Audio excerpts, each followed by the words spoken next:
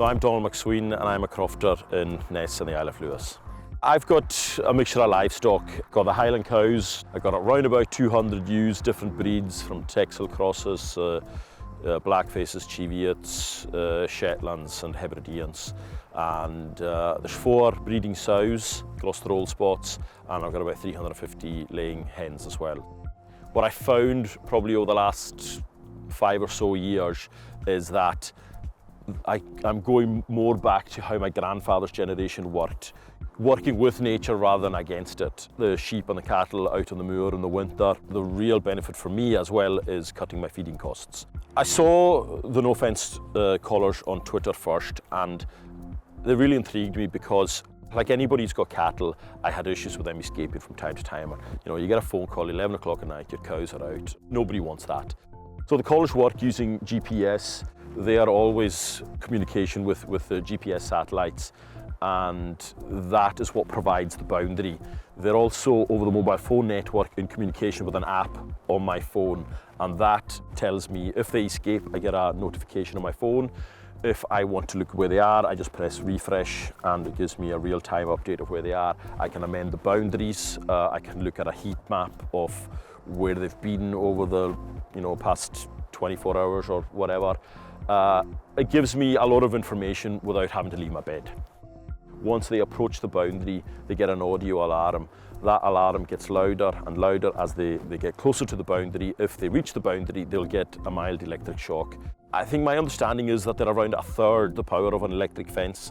Mine are now at the stage where they're well trained. As soon as they hear the audio, they turn and they don't panic, they back off and return to where they've been. The benefit immediately for me is, I'm using this croft that hasn't been grazed in a few years.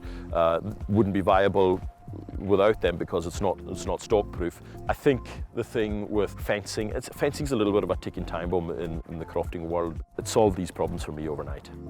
So with Corncrake Calling, it's a lottery funded project that's assisting the RSPB in corncrake conservation. And we're just trying to kind of encourage crofters and crofting in a nature friendly way.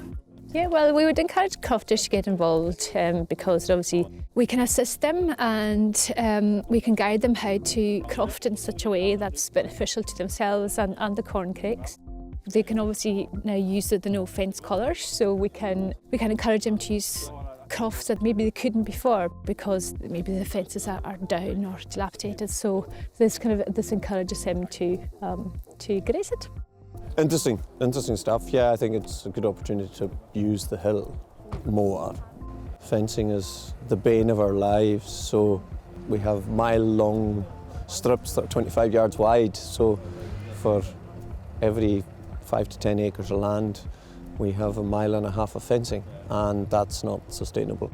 Crofting is an interesting one. There is the traditional crofting. I've been born and raised in traditional crofting, but I also look at opportunities that are out there.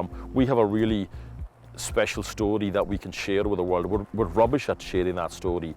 If we were better at sharing that story, it would be beneficial to us. We'd be able to market things more because it's a way of life, but it's also got to pay for itself.